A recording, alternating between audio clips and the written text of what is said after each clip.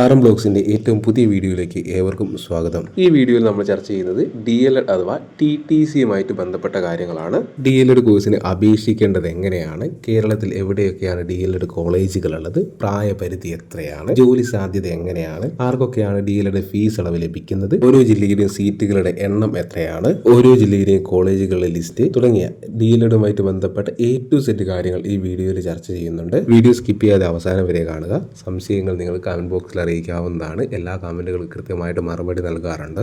ഞങ്ങളുടെ DLED help desk ഗ്രൂപ്പിന്റെ link ഡിസ്ക്രിപ്ഷനിൽ ആഡ് ചെയ്യാം. താല്പര്യമുള്ളവർക്ക് ഗ്രൂപ്പിൽ ജോയിൻ ചെയ്യാവുന്നതാണ്. ഈ വീഡിയോ നിങ്ങളുടെ DLEDുമായിട്ട് ബന്ധപ്പെട്ട എല്ലാ സംശയങ്ങളും പരിഹരിക്കാൻ സഹായിക്കുമെന്നാണ് ഞങ്ങൾ കരുതുന്നത്. എന്തെങ്കിലും സംശയം ഉണ്ടെങ്കിൽ നേരത്തെ പറഞ്ഞ പോലെ തന്നെ കമന്റ് ബോക്സിനകത്ത് നിങ്ങൾക്ക് രേഖപ്പെടുത്താവുന്നതാണ്. വിദ്യാഭ്യാസ വാർത്തകൾ, KTET, CTET തുടങ്ങിയ പരീക്ഷകൾ തുടങ്ങിയ എല്ലാ വിവരങ്ങളും കൃത്യമായി നിങ്ങളിലേക്ക് എത്താൻ വേണ്ടി ചാനൽ സബ്സ്ക്രൈബ് ചെയ്ത് വെക്കുക. വീഡിയോ ഇഷ്ടപ്പെട്ടെങ്കിൽ ഒന്ന് ലൈക്ക് ചെയ്യുക. DLEDന് അപേക്ഷിക്കാൻ താല്പര്യമുള്ള നിങ്ങളുടെ സുഹൃത്തുക്കളിലേക്ക് വീഡിയോ ഷെയർ ചെയ്ത് കൊടുക്കുക. Once again welcome back to Aaram blog. നമുക്ക് DLEDുമായിട്ട് ബന്ധപ്പെട്ട വളരെ ബേസിക് ആയിട്ടുള്ള കുറച്ച് കാര്യങ്ങൾ നോക്കാം. DLED അഥവാ ഡിപ്ലോമ ഇൻ എലമെന്ററി എഡ്യൂക്കേഷൻ 2 വർഷത്തെ അധ്യാപക പരിശീലന കോഴ്സാണ്. DLED ഒരു ഡിപ്ലോമ കോഴ്സാണ് എന്നുള്ളത് കൃത്യമായിട്ട് അറിഞ്ഞു വെക്കുക. കോഴ്സ് പൂർത്തിയാക്കി KTET പരീക്ഷ പാസ്സാകുന്നതിലൂടെ കേരളത്തിലെ വിവിധ ഗവൺമെന്റ് എയ്ഡഡ് അൺഎയ്ഡഡ് സ്കൂളുകളിൽ അധ്യാപകരാകാൻ സാധിക്കും. KTETുമായിട്ട് ബന്ധപ്പെട്ട് പറയുമ്പോൾ KTET category 1, category 2, category 3, category 4 തുടങ്ങിയ 4 കാറ്റഗറി ഉണ്ട്. നമ്മൾ KTETുമായിട്ട് ബന്ധപ്പെട്ട ഓൾറെഡി വീഡിയോ നമ്മുടെ ചാനൽ അപ്ലോഡ് ചെയ്തിട്ടുണ്ട്. KTETുമായിട്ട് ബന്ധപ്പെട്ട എന്തെങ്കിലും സംശയങ്ങൾ ഉണ്ടെങ്കിൽ നിങ്ങൾക്ക് ആ വീഡിയോ കാണാവുന്നതാണ്. ഗവൺമെന്റ് സ്കൂളുകളിൽ സ്ഥിര നിയമനം വേണമെങ്കിൽ നമ്മൾ PSC എക്സാം എഴുതി പാസ്സാവണം. എന്നാൽ മാത്രമേ നമുക്ക് ഗവൺമെന്റ് സ്കൂളിൽ സ്ഥിര നിയമനം ലഭിക്കുള്ളൂ. എന്നാൽ താൽക്കാലിക അടിസ്ഥാനത്തിൽ ദിവസ വേതനത്തിന് ജോലി ചെയ്യാൻ KTETും അതേപോലെ DLED കോഴ്സും പാസ്സായാൽ മതി. LP അതേപോലെ UP തലങ്ങളിൽ നിങ്ങൾക്ക് ഡെയിലി വേജസ് ആയിട്ട് ഗവൺമെന്റ് എയ്ഡഡ് സ്കൂളുകളിൽ വർക്ക് ചെയ്യാൻ സാധിക്കും. DLED കോഴ്സ് 4 സെമസ്റ്ററുകളിലായിട്ടാണ് നടക്കുന്നത്. 1-2 സെമസ്റ്ററുകളിൽ 5 ദിവസം നിങ്ങൾ സ്കൂളിൽ ഇന്റേൺഷിപ്പ് ചെയ്യേണ്ടതുണ്ട്. 3-4 സെമസ്റ്ററുകളിൽ 45 ദിവസത്തെ ടീച്ചിങ് പ്രാക്ടീസും നിങ്ങൾക്ക് ഉണ്ടായിരിക്കും. DLED 4 സെമസ്റ്ററുകളിൽ പഠിക്കേണ്ട വിഷയങ്ങൾ, ബുദ്ധിമുട്ടുള്ള വിഷയങ്ങൾ തുടങ്ങിയവയായിട്ട് ബന്ധപ്പെട്ട് ഓൾറെഡി ഒരു വീഡിയോ നമ്മുടെ ചാനലിൽ അപ്ലോഡ് ചെയ്തിട്ടുണ്ട്. അതിന്റെ ലിങ്ക് ഞാൻ കമന്റ് ബോക്സിനകത്ത് ആഡ് ചെയ്യാം. അടുത്തായിട്ട് നമ്മൾ ചർച്ച ചെയ്യുന്നത് DLEDന് അപേക്ഷിക്കാൻ എന്തൊക്കെ ക്വാളിഫിക്കേഷൻ ആണ് നമുക്ക് വേണ്ടത് എന്നുള്ളതാണ്. 50% മാർക്കോടെ ഹയർ സെക്കൻഡറി അഥവാ +2 പാസ്സായ ഏതൊരാൾക്കും DLEDന് അപേക്ഷ കൊടുക്കാൻ സാധിക്കുന്നതാണ്. +2 തന്നെ പഠിക്കണമെന്നില്ല. +2ന് തത്തുല്യമായ മറ്റു കോഴ്സുകൾ വിജയിച്ചവർക്കും DLEDന് അപേക്ഷ നൽകാവുന്നതാണ്. SC/ST കാറ്റഗറിയിൽപ്പെട്ടവർക്കും അതേപോലെ OBC കാറ്റഗറിയിൽപ്പെട്ടവർക്കും നിയമാനുസൃതമായ മാർക്കുകളവ് ലഭിക്കുന്നതാണ്. 50% മാർക്കുള്ള കുട്ടികൾക്ക് അപേക്ഷിക്കാം എന്നാണ് പറയുന്നത്. എത്ര ശതമാനം മാർക്കുള്ള കുട്ടികൾ DLEDന് അഡ്മിഷൻ കിട്ടുമെന്നുള്ളത് അപേക്ഷിക്കുന്ന കുട്ടികളുടെ മാർക്കിന്റെ അടിസ്ഥാനത്തിൽ കൂടാൻ സാധ്യതയുണ്ട്. കഴിഞ്ഞ വർഷങ്ങളിലൊക്കെ കുറച്ച് ടൈറ്റ് ഉണ്ടായിരുന്നു. 17 വയസ്സ് മുതൽ 33 വയസ്സ് വരെ ഉള്ളവർക്കാണ് DLEDന് അപേക്ഷ നൽകാൻ സാധിക്കുക. SC/ST ഭിന്നശേഷി വിദ്യാർത്ഥികൾക്ക് 5 വർഷത്തെ വയസ്സിളവും അതേപോലെ OBC/OEC വിഭാഗത്തിന് 3 വർഷത്തെ വയസ്സിളവും ലഭിക്കും. അതായത് SC/ST ഭിന്നശേഷി വിഭാഗങ്ങൾക്ക് 38 വയസ്സ് വരെയും OBC വിഭാഗത്തിന് 36 വയസ്സ് വരെയും അപേക്ഷ നൽകാവുന്നതാണ്. സർവീസിലുള്ള അധ്യാപകർക്കും വിമുക്ത ഭടന്മാർക്കും സർവീസിലുണ്ടായ കാലയളവ് എത്രയാണോ അത് ഉയർന്ന പ്രായപരിധിയിൽ നിന്നും ഇളവ് ലഭിക്കുന്നതാണ്. DLEDന് ഈ തവണ ഓൺലൈനായിട്ടാണ് അപേക്ഷ സ്വീകരിക്കുന്നത്. കഴിഞ്ഞ വർഷം വരെ ഓഫ്ലൈൻ ആയിട്ടായിരുന്നു അപേക്ഷ സ്വീകരിച്ചിരുന്നത്. അതുകൊണ്ട് തന്നെ ഓൺലൈനായിട്ടുള്ള അപേക്ഷ എങ്ങനെയാണ് സമർപ്പിക്കേണ്ടത് എന്നുള്ളത് നോട്ടിഫിക്കേഷൻ വന്നാൽ മാത്രമേ മനസ്സിലാവുള്ളൂ. മിക്കവാറും ഏകജാലകം എന്നുള്ള രീതിയിൽ തന്നെ ആയിരിക്കും. അതായത് 10ാം ക്ലാസ് +2ന്റെ ആ ഒരു മോഡൽ തന്നെ ആയിരിക്കും മിക്കവാറും ഈ ഒരു അപേക്ഷയും ഉണ്ടാവാൻ സാധ്യതയുള്ളത്. അത് കൃത്യമായിട്ട് ഓൺലൈൻ അപേക്ഷ വിളിച്ചു കഴിഞ്ഞാൽ നമ്മുടെ ചാനലിൽ വീഡിയോ അപ്ലോഡ് ചെയ്യുന്നതാണ്. ഓൺലൈൻ അപേക്ഷ വിളിച്ചതിന് ശേഷം ഞങ്ങൾ ഓൺലൈൻ അപേക്ഷകൾ ചെയ്തു കൊടുക്കുന്നതാണ്. നമ്മുടെ ഗ്രൂപ്പിനകത്ത് ജോയിൻ ചെയ്ത് പേഴ്സണലായിട്ട് മെസ്സേജ് അയച്ചു കഴിഞ്ഞാൽ അപേക്ഷ ചെയ്തു തരുന്നതാണ്. DLEDന് അപേക്ഷ നൽകുമ്പോൾ എന്തൊക്കെ കാര്യങ്ങളാണ് ശ്രദ്ധിക്കേണ്ടത് എന്നുള്ളതാണ് അടുത്തായിട്ട് പറയാൻ പോകുന്നത്. DLEDന് ഒരു ജില്ലയിൽ മാത്രമേ അപേക്ഷ നൽകാൻ സാധിക്കുകയുള്ളൂ. DLEDന് നിങ്ങളുടെ സ്വന്തം ജില്ലയിൽ തന്നെ അപേക്ഷ നൽകണമെന്നില്ല. നിങ്ങൾക്ക് കേരളത്തിലെ ഏത് ജില്ലയിൽ വേണമെങ്കിലും അപേക്ഷ നൽകാം. അതിനകത്ത് ശ്രദ്ധിക്കേണ്ട മറ്റൊരു കാര്യം, ഗവൺമെന്റ് കോളേജുകളിലേക്ക് അപേക്ഷ കൊടുക്കുന്ന ജില്ലയിൽ തന്നെ സെൽഫ് ഫിനാൻസ് കോളേജുകളിലേക്ക് അപേക്ഷ കൊടുക്കണമെന്നില്ല. അതായത് ഗവൺമെന്റ് കോളേജുകളിലേക്കുള്ള അപേക്ഷ ഒരു ജില്ലയിലും സെൽഫ് ഫിനാൻസ് കോളേജുകളിൽ കോളേജുകളിലേക്കുള്ള അപേക്ഷ മറ്റൊരു ജില്ലയിലും കൊടുക്കുന്നതിന് പ്രശ്നമില്ല. നിങ്ങൾക്കിപ്പോൾ സെൽഫ് ഫിനാൻസ് കോഴിക്കോട് ജില്ലയിലും ഗവൺമെൻറ് മലപ്പുറം ജില്ലയിലും കൊടുക്കാൻ ആഗ്രഹമുണ്ടെങ്കിൽ അങ്ങനെ കൊടുക്കാം, അതിന് പ്രശ്നമില്ല. എന്നാൽ 2 ജില്ലയിൽ ഗവൺമെൻറ് കോളേജുകളിലേക്കും 2 ജില്ലയിൽ സെൽഫ് ഫിനാൻസ് കോളേജുകളിലേക്കും അപേക്ഷ അയക്കാൻ പാടില്ല. അതായത് നിങ്ങൾ കോഴിക്കോട് ജില്ലയിലും മലപ്പുറം ജില്ലയിലും ഒരുമിച്ച് ഗവൺമെൻറ് കോളേജുകളിലേക്ക് അപേക്ഷിക്കാൻ പാടില്ല. അതേപോലെ മലപ്പുറം ജില്ലയിലെയും കോഴിക്കോട് ജില്ലയിലെയും സെൽഫ് ഫിനാൻസ് കോളേജുകളിലേക്ക് ഒരുമിച്ച് അപേക്ഷ അയക്കാൻ പാടില്ല. ഈ ജില്ലയിൽ ഗവൺമെന്റും മറ്റു ജില്ലയിൽ നിങ്ങൾക്ക് സെൽഫ് ഫിനാൻസ് കൊടുക്കാവുന്നതുമാണ്. 7 വയസ്സ് മുതൽ 33 വയസ്സ് വരെയുള്ളവർക്കാണ് അപേക്ഷ അയക്കാൻ സാധിക്കുക. +2 പാസ്സാവാൻ 3 ചാൻസിൽ കൂടുതൽ എടുത്തിട്ടുള്ളവർക്ക് അപേക്ഷ നൽകാൻ സാധിക്കുന്നതല്ല. കേരളത്തിൽ ഏതൊക്കെ തരം DLED കോളേജുകളാണ് ഉള്ളതെന്ന് നോക്കാം. കേരളത്തിൽ ഗവൺമെന്റ്, എയ്ഡഡ്, സെൽഫ് ഫിനാൻസ് എന്നിങ്ങനെ 3 തരത്തിലാണ് DLED കോളേജുകളുള്ളത്. കേരളത്തിലെ 14 ജില്ലകളിലും DLED കോളേജുകളുണ്ട്. ഗവൺമെന്റ്, എയ്ഡഡ്, സെൽഫ് ഫിനാൻസ് കോളേജുകൾ ഫീസ് സ്ട്രക്ചർ ഡിഫറൻ്റ് ആണ്. ഫീസ് എത്രയാണെന്നുള്ളത് ഫീസ് എന്ന ഭാഗത്ത് കൃത്യമായിട്ട് പറയുന്നുണ്ട്. ഇനി നമുക്ക് കേരളത്തിലെ ഓരോ ജില്ലകളിലും എത്ര DLED കോളേജുകൾ ഉണ്ടെന്ന് നോക്കാം. അവ കൃത്യമായി ഗവൺമെന്റ്, എയ്ഡഡ്, സെൽഫ് ഫിനാൻസ് എന്നിങ്ങനെ വേർതിരിച്ചുള്ള പട്ടിക സ്ക്രീനിൽ കൊടുക്കാം. ആദ്യം തന്നെ ഗവൺമെന്റ് എയ്ഡഡ് കോളേജുകളുടെ ലിസ്റ്റാണ് കൊടുത്തിരിക്കുന്നത്. കോളേജുകളുടെ പേര് ഗവൺമെന്റ് ആണോ എയ്ഡഡ് ആണോ, ഓരോ കോളേജിലും എത്ര സീറ്റുകളുണ്ടെന്ന് കൃത്യമായിട്ട് അവിടെ കൊടുത്തിട്ടുണ്ട്. അപേക്ഷ കൊടുക്കുന്ന ജില്ലയിലെ കോളേജുകളുടെ പേര്, അതേപോലെ അവിടുത്തെ സീറ്റുകളുടെ എണ്ണം കൃത്യമായിട്ട് മനസ്സിലാക്കി വെക്കുക. കൊടുത്തിരിക്കുന്ന സീറ്റുകൾ സയൻസിന്, അതേപോലെ കൊമേഴ്സിന്, ഹ്യൂമാനിറ്റീസിന് എന്നിങ്ങനെ ഡിവൈഡ് ചെയ്തിട്ടാണ് കൊടുക്കുക.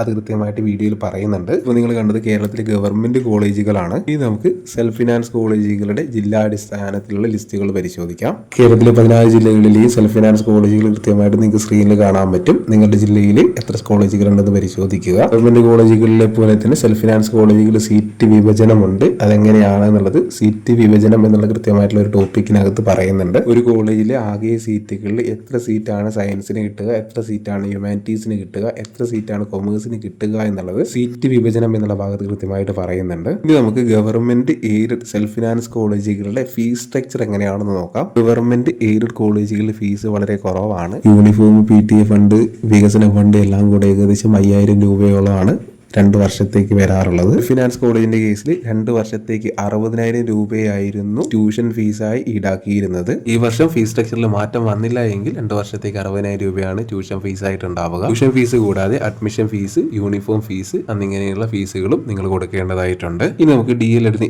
ഏതൊക്കെ കാറ്റഗറിക്കാണ് ഫീസ് ഇളവ് ലഭിക്കുന്നത് എന്ന് നോക്കാം. ഗവൺമെന്റ് എയ്ഡഡ് കോളേജുകളിൽ SC, ST, OEC, OBH, fisherman കാറ്റഗറിയിൽപ്പെട്ടവർക്ക് സ്കോളർഷിപ്പ് ലഭിക്കും. ഫിനാൻസ് കോളേജുകളിൽ SC, ST, OEC, ഫിഷർമാൻ വിഭാഗങ്ങൾക്കാണ് ഗ്രാൻസ് ലഭിക്കുക. 2 വർഷത്തേക്കുള്ള ഫീസ്, ഹോസ്റ്റൽ ഫീസ് എന്നിവ ഗ്രാൻസ് മുഖേനയോ അല്ലെങ്കിൽ സ്കോളർഷിപ്പ് മുഖേനയോ നിങ്ങൾക്ക് ലഭിക്കും. സെൽഫ് ഫിനാൻസ് കോളേജുകളുടെ കേസിൽ ഫീസ് കൃത്യമായിട്ട് നിങ്ങളുടെ അക്കൗണ്ടിലേക്ക് വരും. ആ അക്കൗണ്ടിൽ നിന്ന് നിങ്ങൾ പൈസ എടുത്ത് കോളേജിൽ അടയ്ക്കുകയാണ് ചെയ്യേണ്ടത്. ഹോസ്റ്റൽ ഫീസും ഇതേപോലെ തന്നെയാണ് നിങ്ങൾക്ക് ലഭിക്കുക. ഓരോ കോളേജിലും എത്ര സീറ്റാണ് സയൻസിൽ ലഭിക്കുക, എത്ര സീറ്റാണ് കൊമേഴ്സിൽ ലഭിക്കുക, എത്ര സീറ്റാണ് ഹ്യൂമാനിറ്റീസ് ലഭിക്കുക എന്നുള്ള കാര്യങ്ങൾ ചർച്ച ചെയ്യാം. ഗവൺമെന്റ് കോളേജുകളുടെ കേസിൽ ആകെയുള്ള സീറ്റിന് 40% സയൻസ്, 40% ഹ്യൂമാനിറ്റീസ്, 20% കൊമേഴ്സ് എന്നുള്ള രീതിയിലാണ് ഡിവൈഡ് ചെയ്യുക. അതായത് ഒരു ഗവൺമെന്റ് കോളേജിൽ ആകെ 40 സീറ്റുകളാണ് ഉള്ളതെങ്കിൽ 20 സീറ്റുകൾ വീതം സയൻസിനും ഹ്യൂമാനിറ്റീസിനും ലഭിക്കും. ബാക്കി 10 സീറ്റാണ് കൊമേഴ്സിന് ലഭിക്കുക. ഓരോ ഗവൺമെന്റ് കോളേജിലും സീറ്റുകളുടെ എണ്ണാസമുണ്ട്. 40% seat science, 40% seat humanities, 20% seat commerce എന്നുള്ള രീതിയിൽ ഡിവൈഡ് ചെയ്ത് കഴിഞ്ഞാൽ ഓരോ കോളേജിലെയും സീറ്റുകളുടെ എണ്ണം കൃത്യമായിട്ട് ലഭിക്കുന്നതാണ്. ഇനി നമുക്ക്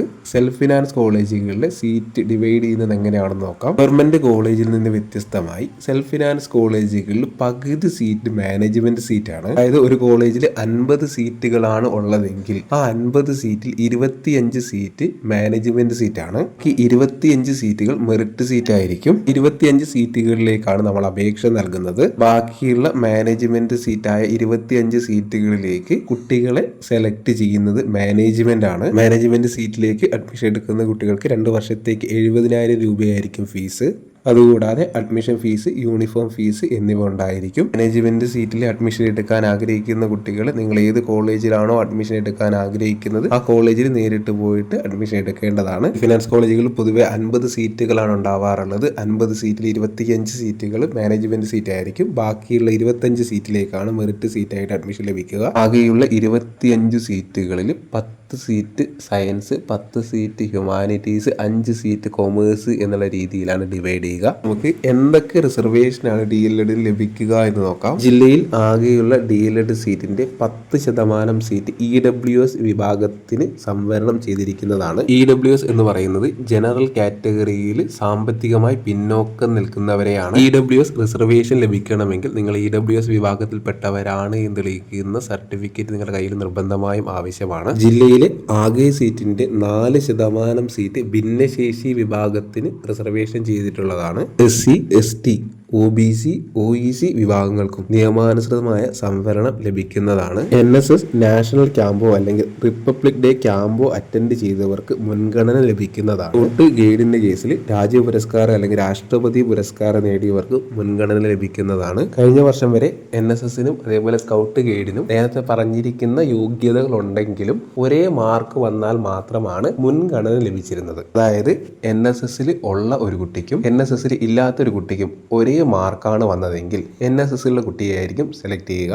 അല്ലാതെ മറ്റു കോഴ്സുകളെ പോലെ NSSലുള്ളവർക്ക് പ്രത്യേക മാർക്ക് ലഭിക്കുന്നതല്ല. എന്നാൽ NCC കേഡറ്റുകൾക്ക് NCC ഡയറക്ടറേറ്റിൽ നിന്ന് ലഭിക്കുന്ന വെയിറ്റേജ് സർട്ടിഫിക്കറ്റ് ഉണ്ടെങ്കിൽ 10 മാർക്ക് അധികമായിട്ട് ലഭിക്കുന്നതാണ്. വിമുക്ത ഭടന്മാർക്ക് 2% സീറ്റ് റിസർവേഷൻ ചെയ്തിട്ടുണ്ട്. വിമുക്ത ഭടന്മാർ അപേക്ഷകരായിട്ട് ഇല്ല എങ്കിൽ ആ 2% സീറ്റ് അവരുടെ അവിവാഹിതരായ മക്കൾക്കോ ഭാര്യയ്ക്കോ ആണ് ലഭിക്കുക. അതായത് അപേക്ഷകരിൽ ജവാൻ റിലേറ്റീവ് ഉണ്ടെങ്കിൽ അവർക്ക് ആ 2% റിസർവേഷൻ ലഭിക്കും. 2% സീറ്റ് റിസർവേഷൻ ജവാൻ റിലേറ്റീവിന് ലഭിക്കണമെങ്കിൽ തഹസീൽദാരിൽ നിന്നോ അല്ലെങ്കിൽ ജില്ലാ സൈനിക ക്ഷേമ ബോർഡിൽ നിന്നോ കിട്ടിയ സർട്ടിഫിക്കറ്റ് ആവശ്യമാണ്. ഇത്രയുമാണ് റിസർവേഷനുമായിട്ട് ബന്ധപ്പെട്ട കാര്യങ്ങൾ. നമുക്ക് മാനേജ്മെന്റ് സീറ്റുമായിട്ട് ബന്ധപ്പെട്ട കാര്യങ്ങൾ നോക്കാം. മാനേജ്മെന്റ് സീറ്റ് നോക്കുന്നവർ നിങ്ങൾ ഏത് കോളേജിലാണോ മാനേജ്മെന്റ് സീറ്റ് നോക്കുന്നത് ആ കോളേജിൽ നേരിട്ട് പോയി അവിടുത്തെ മാനേജറെ കണ്ട് സംസാരിക്കുക. മാനേജ്മെന്റ് സീറ്റിനകത്ത് 50% മാർക്കുള്ള എല്ലാവരെയും പരിഗണിക്കുന്നതാണ്. ചില കോളേജിൽ മാത്രമേ മാനേജ്മെന്റ് സീറ്റിന്